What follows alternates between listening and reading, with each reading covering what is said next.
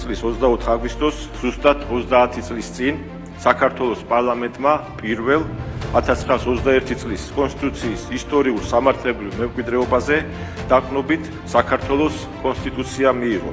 ჩვენი ხალხისთვის ქვეყნის უმთავრესი სამართლებრივი დოკუმენტი ერთიანობის, ურთიერთდობის, ერთმანეთისა და ქვეყნის სიყვარულის სიმბოლოა. ბოლო წლებში გამძაფრებული ზეწოლის ფონზე ჩვენი სახელმწიფოს მიმართ უამრავი უსამართლო საქართველოს ინტერესების დამაზიანებელი მოთხოვნა გაჩნდა. აღნიშნული ზეწოლის წინააღმდეგ ბრძოლის პროცესში ქართული სახელმწიფოს ერთ-ერთი უმთავრესი იარაღი სწორედ ჩვენი კონსტიტუციაა და მასში ასახული ნორმები. მინდა ვისარგებლო შემთხვევით და დიდი მადლობა გადაუხადო საქართველოს პრემიერ-მინისტრ ირაკლი კობახიძეს.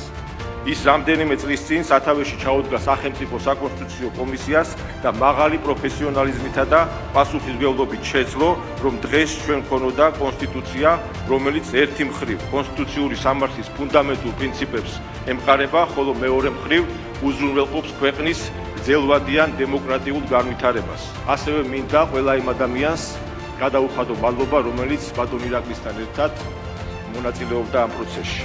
ჩვენი ვალდებულება მოუფრთხილდეთ და დავიცვათ. არავის მივცეთ ჩვენი კონსტიტუციის უგულებელყოფის შესაძლებლობა.